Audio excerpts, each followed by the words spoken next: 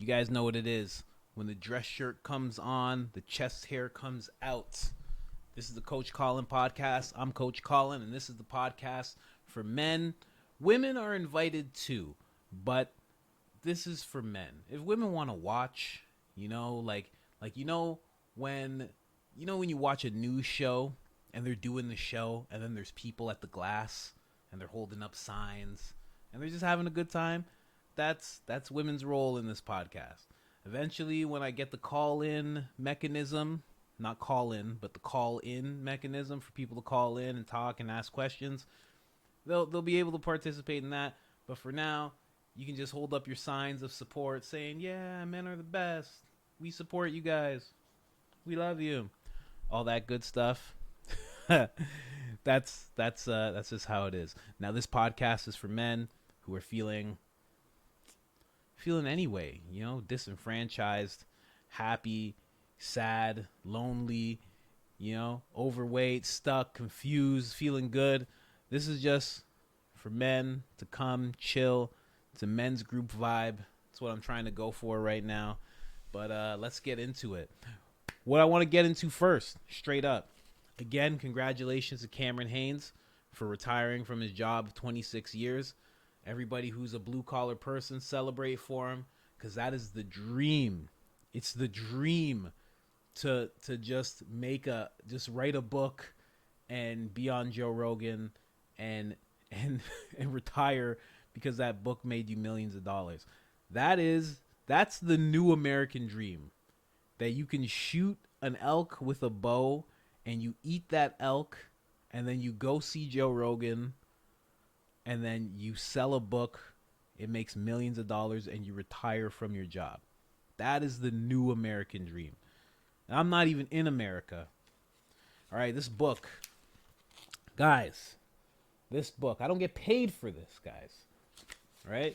I'm just saying, this book is absolutely amazing. It's called The 15 Commitments of Conscious Leadership. It's for people who are in organizations, but it's also for everyday guys. If you want to be more of a leader in your family, you want to be more of a leader with your wife, with your kids, at work, in your business, whatever. This is a great book to check out.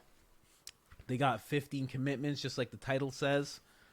And I'm just going over commitment 1 right now. I was talking about this in the Habit Board update. If you don't know what that is, go check them out. Just write Coach Colin Habit Board update. They'll come up. In the latest one, I was talking about taking 100% responsibility because I had messed up on some things that I was supposed to do over the week, and I just decided to take 100% responsibility. And the reason I did it, I mentioned this book, but I just want to go over what that is right now. So it just says, taking 100% responsibility process. Step 1, identify an issue or complaint about anything going on in your life. State the complaint.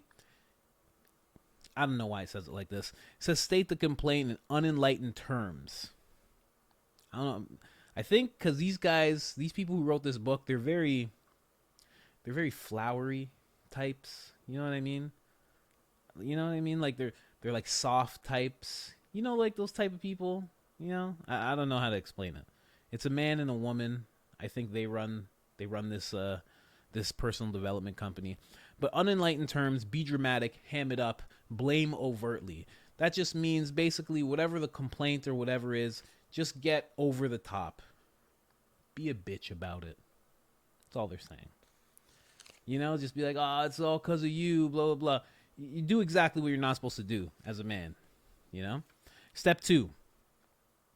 And I don't know why I think they're telling you to do that because it kind of breaks the seriousness of it all. If I look at you and I say, it's all your fault, I can't believe you did. Like, if I get like that with you, it's kind of funny. I think that's why they're doing that. But step 2, step into 100% responsibility. Physically find a place in the room that represents your internal shift to being 100% responsible for the situation. So just find a space in your room, whatever that might be. I don't know how to frame that for you. For me, it's this office. Yo, that thing's probably loud, eh? I wonder. I should turn that off, no? Was that on last time? We're gonna leave it on this time because I'm in my. I just started. I'm in my zone. But yeah, for me, it's this office. For you, it might be your garage, or your room, or your washroom, or your man cave if you're lucky enough to have one, or your car, whatever it is. A place where you go where you're like, okay, I'm gonna relax. I'm gonna calm down. And I'm gonna take responsibility for this situation. And I know you're thinking you can't take responsibility for every situation. The ones that you can take responsibility for, if you're thinking about blaming somebody right now, if you're thinking of the situation, you're thinking of blaming somebody right now, fucking suck it up. Stop being like that, okay? Step 3, gain insight by completing these statements, repeating each one several times until you feel like you're having a breakthrough. So these statements, they go like this. From the past, this reminds me of. I keep this going by. You know, and then like you state the situation. What I get from keeping this going is the lifelong patterns I'm noticing. Is it recording? I gotta check if it's recording. I gotta check, guys. I'm sorry. I gotta check real quick. It is. Okay. We good. Because you have no idea how many times I've done podcasts, 2-hour podcasts. I'm not recording. It's the worst feeling in the world. You have no idea. But the next one. The lifelong pattern I'm noticing is I can demonstrate 100% responsibility concerning this issue by. So let's go through those. So from the past, this reminds me of. So you keep saying this stuff, and eventually something will trigger, right? The one I like the most is I keep this going by. You know, sometimes in a situation you feel like you're not taking part in it at all.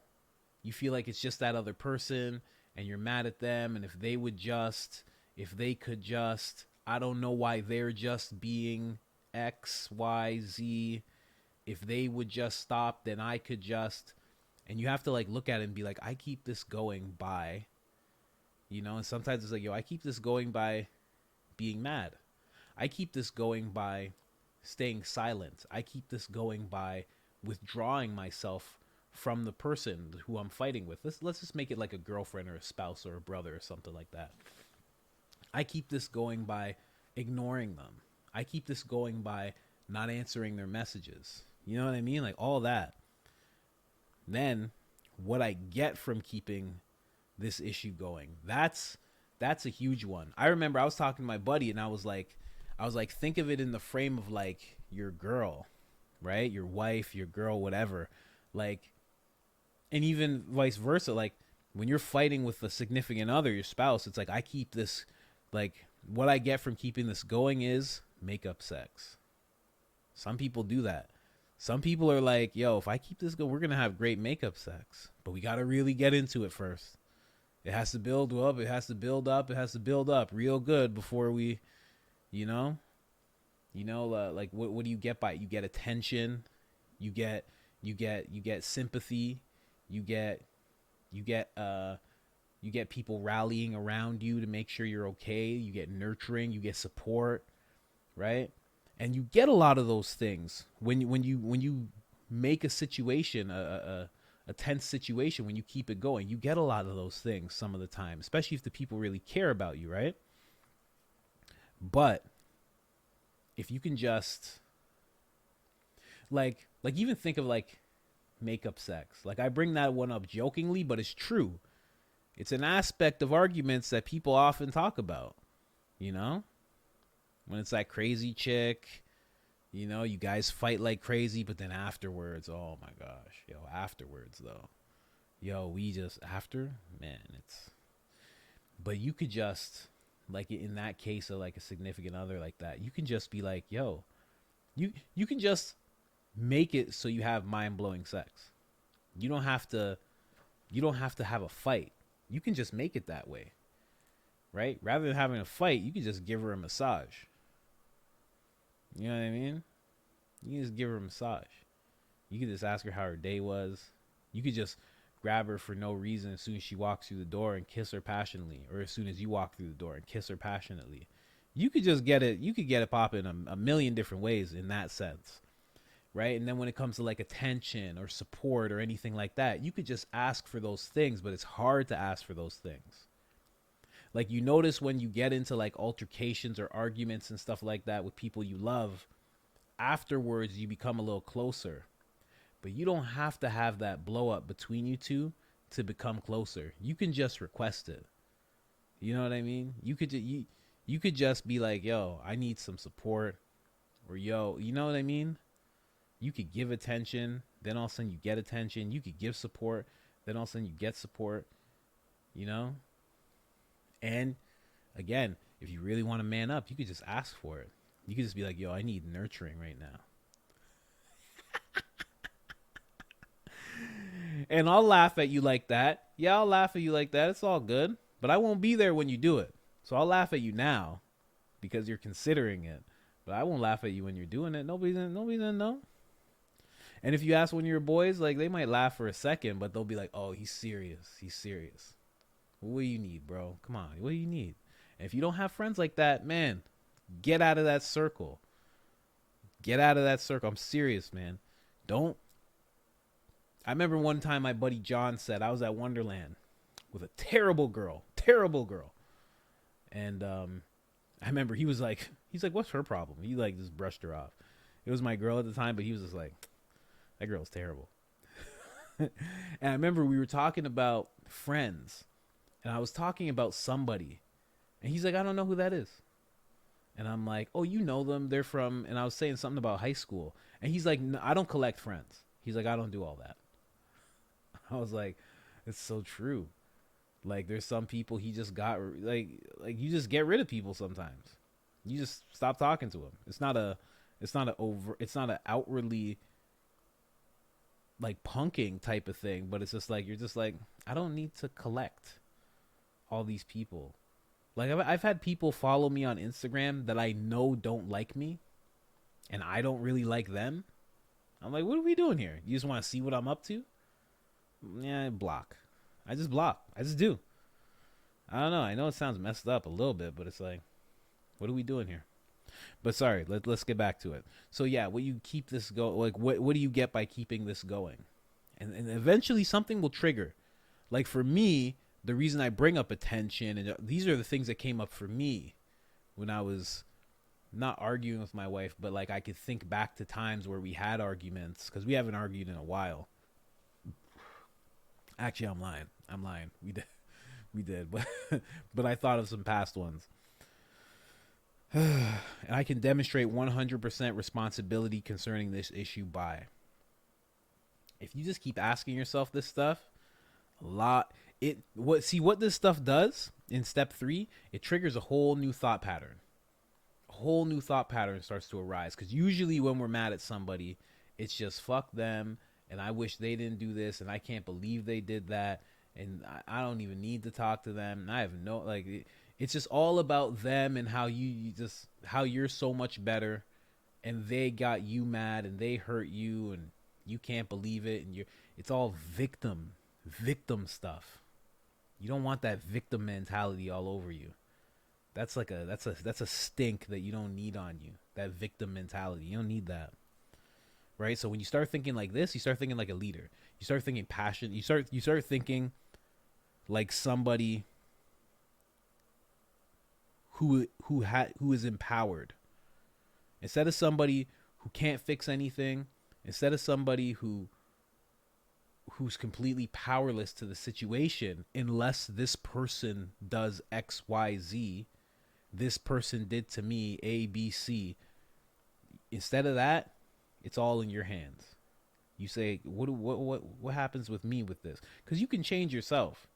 You may not be able to change that other person, but if you change yourself, you question yourself, and you take responsibility enough, because you're leading, because you're operating like a leader, that person will follow. And it won't happen every time, but it's worth a try.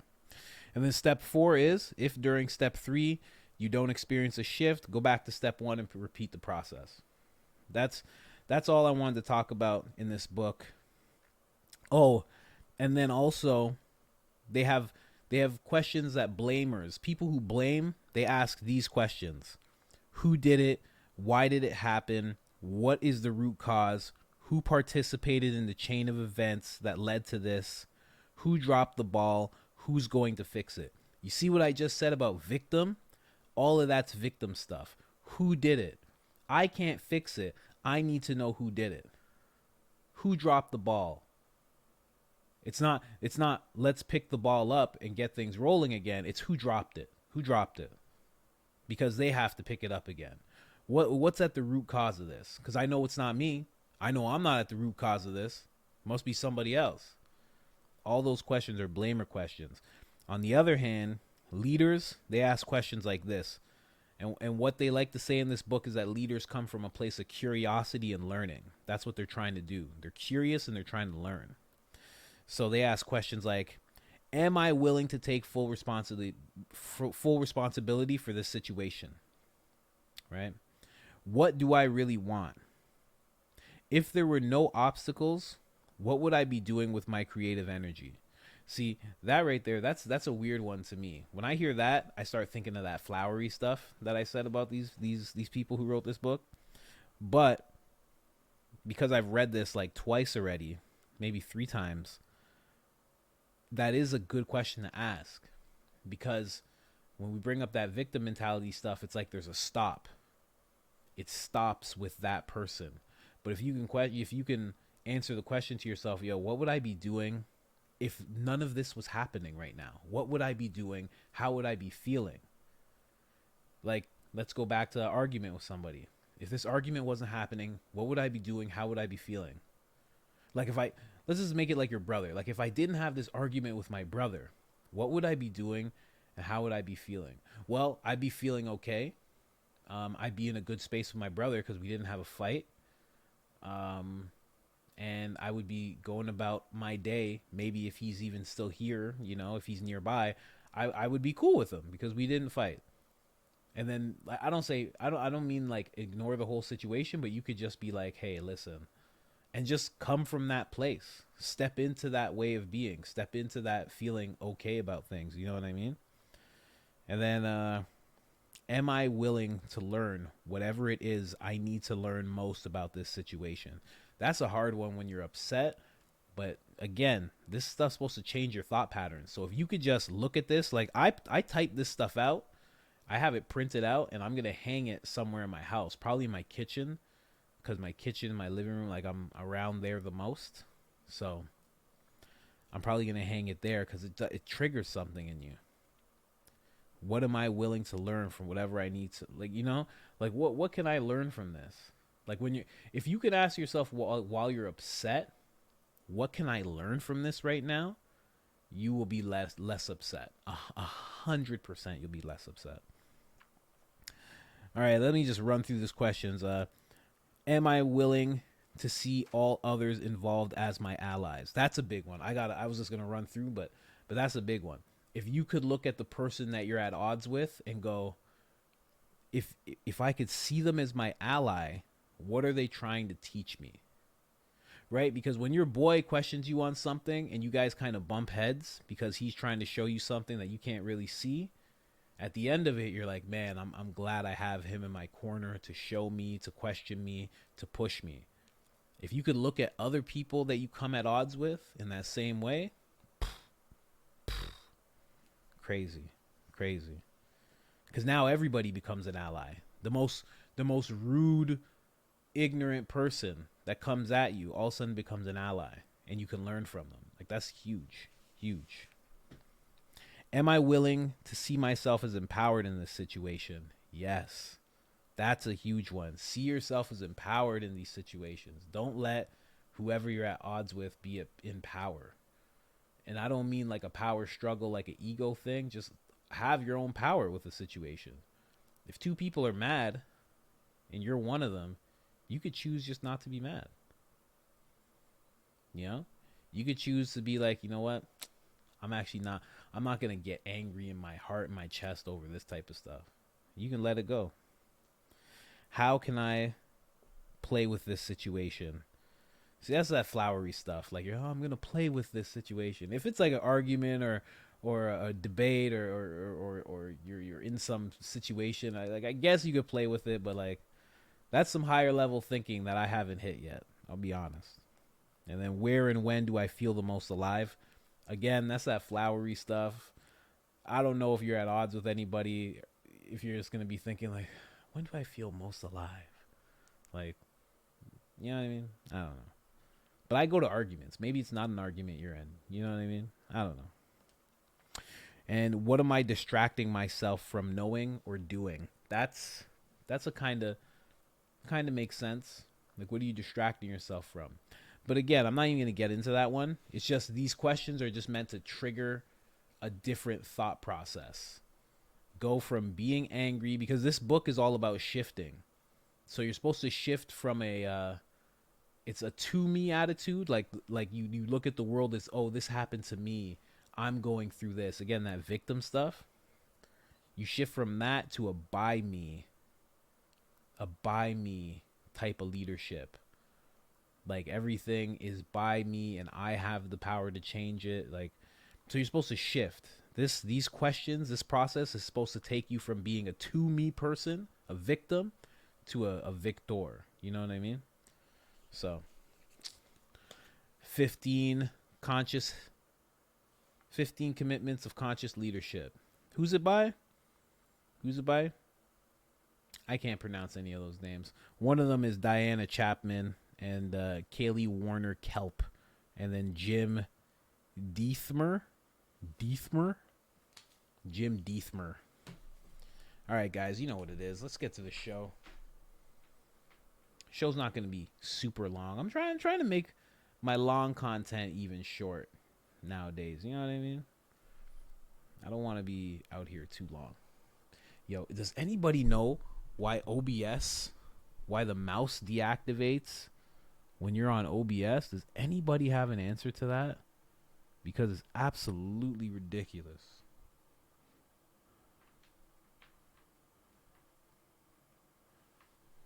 I'm just plugging in right now. About to get it started. Man,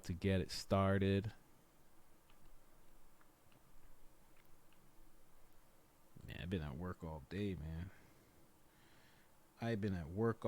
Boy. Glad to be off work. By dangerous, that implies I should be ready to threaten someone, to hurt somebody. No, you should be capable of it. But that doesn't mean you should use it. There's nothing to you otherwise. Like if you're not a formidable force, there's no morality in your self-control.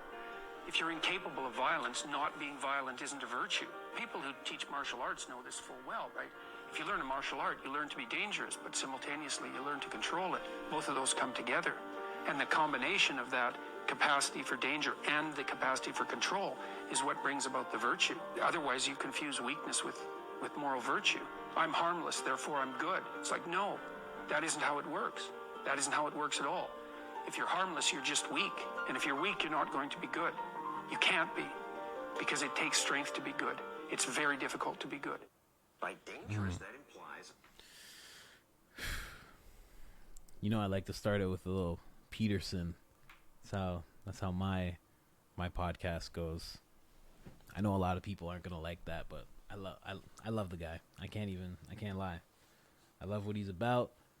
He's pretty much his framework of like doing the things that you know you should do.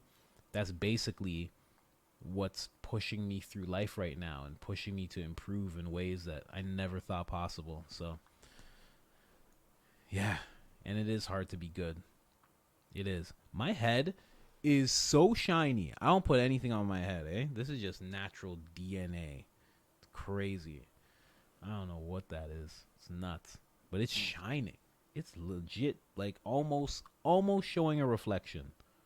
So close.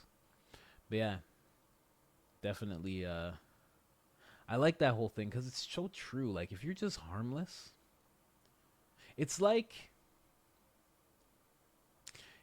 the religious figure that is like abstinent from sex, but never goes anywhere near a strip club or is never really close to anything sexual.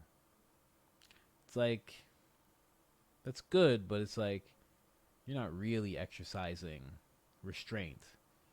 You just completely secluded yourself. I don't know. And then also, it's like exactly to what he said. Guys who can't fight and can't defend themselves, for some reason, have this thing where they think that that's a virtue, that they don't worry about getting big and strong, that they don't worry about building their body. They think like it's weird. It's a weird thing that's come about in people nowadays. It's like that's not good. Like a lot of guys think it's good. Like it's good, you know? I don't go to the gym. Screw all that stuff. It's like no. Oh, is it unplugged? How is it even playing? What?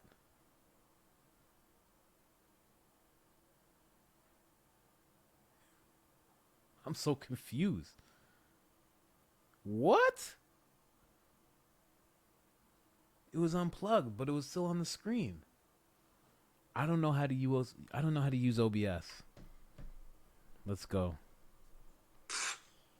I caught you slacking again, didn't I? Didn't I? I caught you. Get off your ass and go to the fucking gym. I caught you again, didn't I? Didn't I? I caught you slacking again, didn't I? Didn't I? I caught you. Get off your ass and go to the fucking gym. I caught you again. You know, let me tighten this up real quick. It's so wild to me that nowadays, even the most jacked guys will style their hair before they hit the play button on their camera. You know what I mean? His hair is that flip, that thing he has going on. He made sure it was like that before he got on camera. It's all good, man. It's all good. Basically female. You're basically female when you do that, which is fine. Like I said, ladies are welcome here, but it's very weird. Very weird. It's not even weird in like a feminine way. It's weird in like a, yeah, I guess it is in a feminine way. Cause you're like, he was like this. He went like this. And then he went like this. You know, like your girl. You know, like your girl does. Like you say you want to take a picture with your girl and she goes.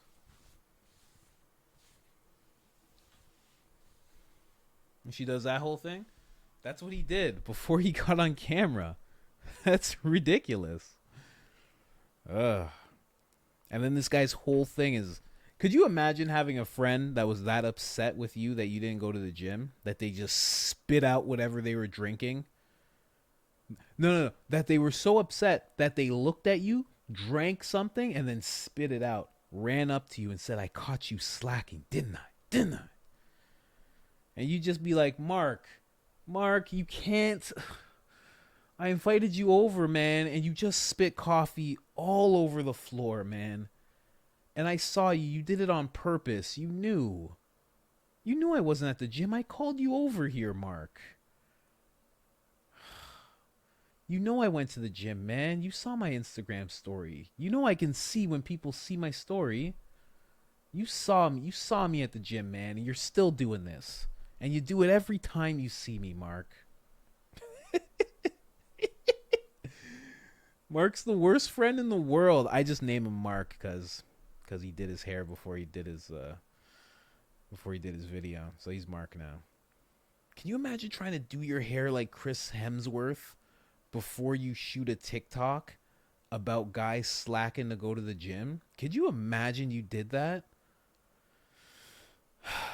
Oh, I caught you slacking, didn't I? Didn't I? Go to the gym. Get the fuck to the gym. No. How about that? How about we fight now? How about right now we fight? Because I'm not going to the gym. How about that, Mark? How about that? I'm not going to the gym, man. He'd be like, oh, okay. He just go like this. He go, you sure you don't want to go? Are you sure? You sure? You'd be like, yeah, Mark, I'm sure. Okay? He like put his hair in a ponytail. He'd be like, all right, man. I was just, just wanted to. I don't even know how to simulate that. I've been bald forever. All right, next clip. When someone gives you a physical gift, like Christmas and your birthday, what do? You unwrap it, you show it to the world, you put it on Instagram. You got that same gift inside you that the world needs. And you're doing the world a disservice by leaving your gift wrapped up. Somebody needs your story. My mom told me this and I'll never forget. She said, Trent, you're assigned to reach people. I don't know how many, but you're assigned to reach people that nobody else can reach but you. She said, everybody has that. And the more you leave your gift wrapped, those people that need your message, that need your encouragement, whatever it is, that need your talent, you're never going to get it. And you're not going to leave this world a better place. When someone gives you a fifth... I was ready to make fun of that guy, but then I started thinking of myself and my gift and opening it up to the world. He got me.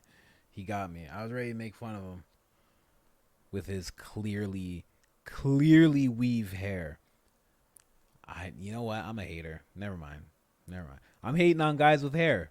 That's what it is. I was talking about how my head was shining, and now I'm making fun of all the guys who have hair. All right, I'm fine. I'm just a hater. Forget about it. Just forget about it. But I will say this. There's a lot of guys, a lot of black guys who are wearing weave. And for the white gentlemen in the room, you don't know what weaves are. They're not wigs exactly, but it's strands of hair that they will sew together or braid together with their natural hair. So their natural hair, let's say it's a braid, it'll come out to here. They'll weave some fake hair so their braid can come down to here. That's a real thing. Guys really do it. Argue with me if you want. I've seen it 1,000 times. Okay? And I'm a hater. I'm a hair hater. Okay? Long hair, I care. How about that? Whatever. That don't like women, but they're sexual. Oh, hold on. This guy, not this guy. This guy looks like John Cena's dad. Hold on. Not this guy, though. This guy is a weirdo. This guy right now I'm about to play is a weirdo. Men that don't like women, but they're sexually unattracted to men, and they have no choice but to deal with you. And they act like it, don't they? Like, these men don't like women for real. They don't bond with women. They don't emotionally connect with women. They prefer to be around men. They respect men. They get along with men. They see men as their equals. They do not view you as it. But the only reason they're with you is because they're not sexually attracted to the men. If it wasn't for sex or power, they wouldn't be with you. I need y'all to watch out for these men. Like, actually, like, inquire about whether this man actually like women. Not if you're heterosexual. My question to you is, do you actually like women? So many men. This guy, I'm just going to leave him up on the screen. I don't know who this guy is. I even asked, this is a channel called Culture Check, and I'm like, yo, who is this guy? And he just liked the comment, so I'm just kind of assuming it's him, like at the Culture Check. I have no idea. But it's ridiculous. This is a ridiculous statement by a guy. I've seen too many guys. And you know what kills me? You know what kills me? When I say that I talk to men, like when I'm coaching men, there's about 50 that I've talked to. Including other coaches that I've talked to about issues. Right? There's about 50 when I say talk to men. This guy, when he says that he's talked to men that he thinks don't like women, but are only with them because they're not sexually attracted to men, which is such a crazy sentence to say out loud. He's talking about 3 guys, and 2 of them he actually interacted with, and 1 he just didn't like. All 3 of them he didn't like, but 2 of them he actually interacted with, for sure. He's not talking about a sample of 1,000 guys. Look at this guy. Look at this guy with the sound off. Look at him with chapstick in his hand. Chapstick in his hand. Questioning other men's sexuality. What? Are you crazy? Do you like women? You would not be with women. This guy's basically saying that there are some men And what these men are that he's talking about, they're just men who are fed up with the way women are and the way dating is and the way that society is towards the dynamic of a man to a woman. That's all it is. Because there's many of those guys. They're fed up. They've been in bad relationships. They've been hurt. They've seen other guys get hurt. They've seen guys get cheated on. They've seen so many divorces. Their parents are probably divorced. So they're just fed up with the whole dynamic in a whole. And he's accusing these guys of... And then the funniest thing is he says they respect men. They get along with men. Oh, you mean like a regular man? Do you mean like a regular man does? That's what regular men do. They get along with other men. It doesn't mean that they sleep with them. It's such a weird statement. He's just like, they're only dealing with women because they can't have sex with men. You know how crazy that is? And this is the type of weird, like, outcasting that a lot of men go through by other men. Like, look, this guy's a man, and he's accusing a whole spectrum of men of really only dealing with women because they're not sexually attracted to men, but everything else they do with men. Like, I don't even know how to describe this. This is just a normal guy he's talking about. This is a normal fed up guy. He gets along with men. He respects men. What guy doesn't get along with men and respect other men? Like, not all men, but like...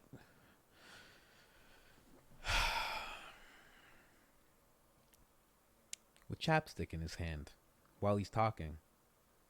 With chapstick. And I know, you're like, what do you mean with chapstick? This is what I mean. I mean, he's questioning these men's sexuality. And when he's done, see, he just did it. And when he's done, he's going to go like this.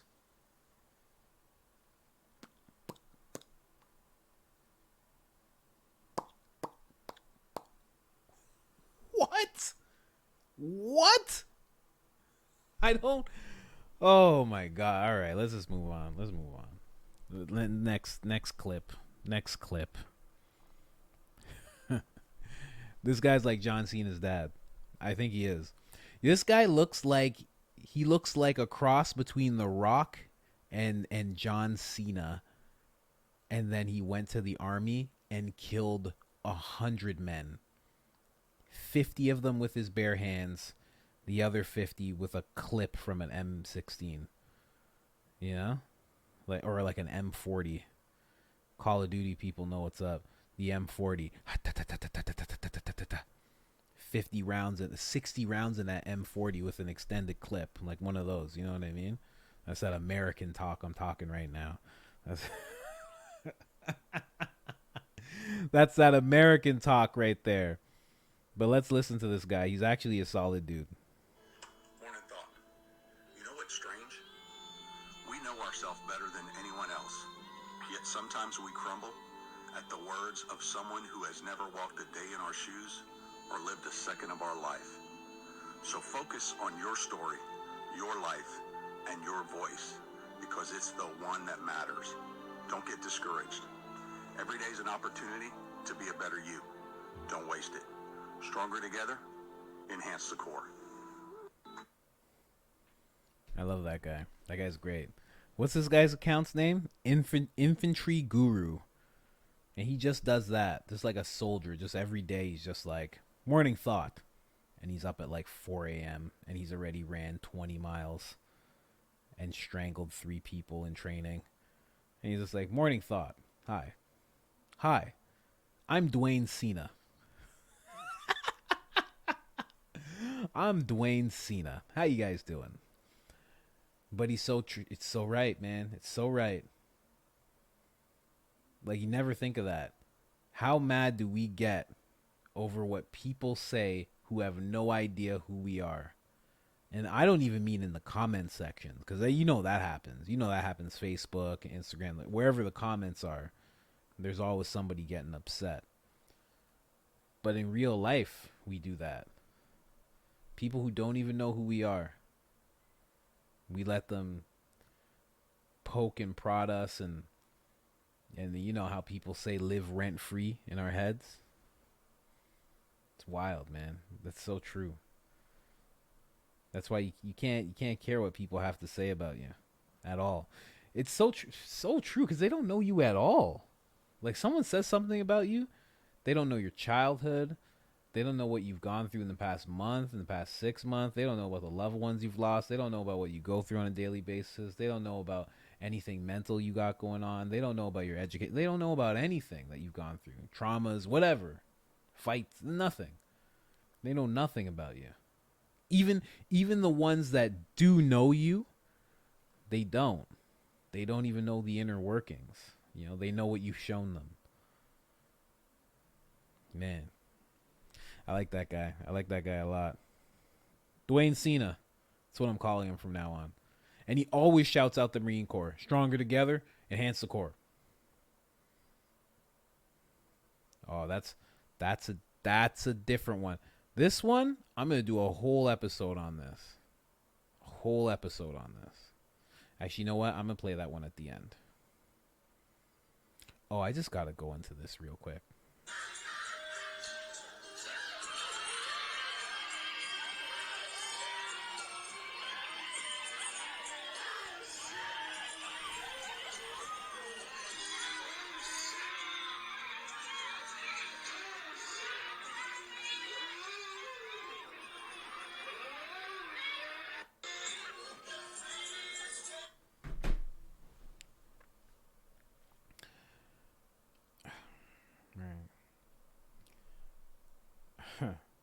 I wanted to get it. I don't even know what to say.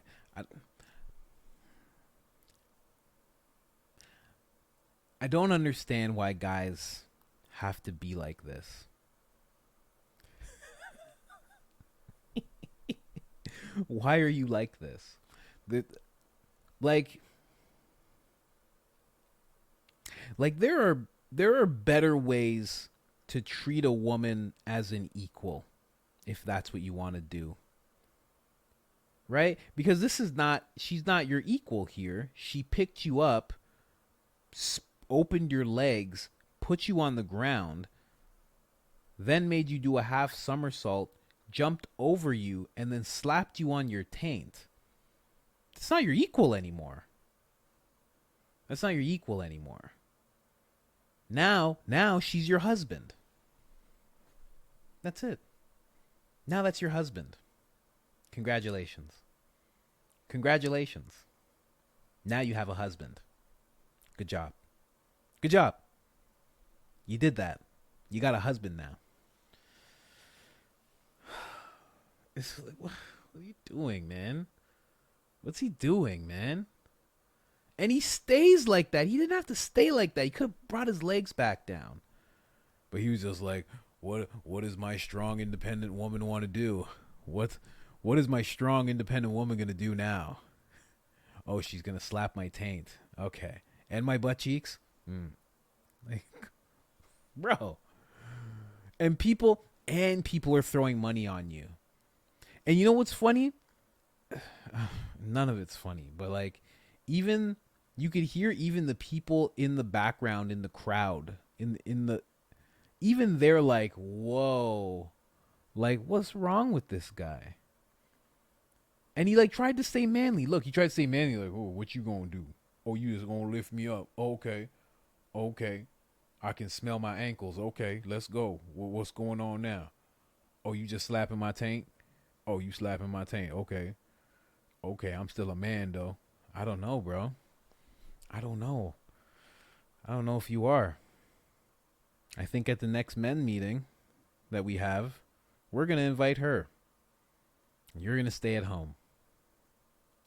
That's what we're going to do. You're going to stay home, and she's going to come to the men meeting. And we're going to be upset about it. We're all going to be upset. You're going to be at home making cookies.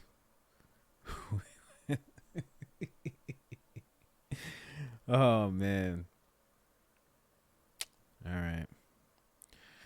How long's it been? 44 minutes? I think we're done. Man. I thought I had more to say, but I don't have more to say. It's just, look at him. Oh, she's my strong, independent woman. No, she's your husband. She's your husband now. Yeah. That's how that works. Good Lord. I was going to go into this, but this is a whole thing. I'm going to go into this later.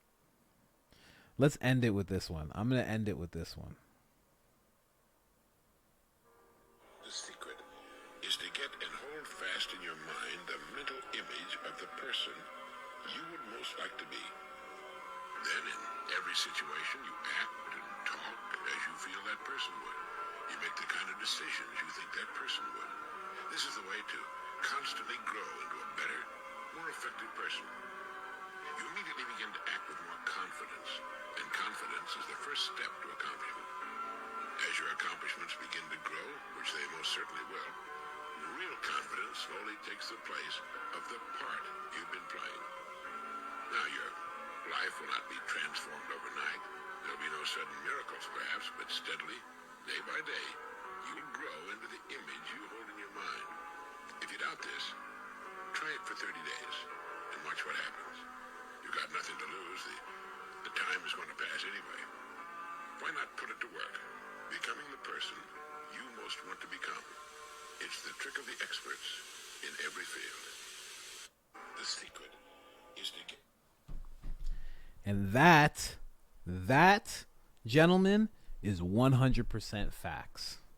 100% facts. Picture who you want to be. Picture him clearly. Write down a description of this man that you want to be, and why you want to be this man, and what this man stands for, and what this man's principles are, and how much money this man makes a year, and what kind of wife this man has, and what kind of children this man has, and what kind of houses this man buys, what kind of cars he drives.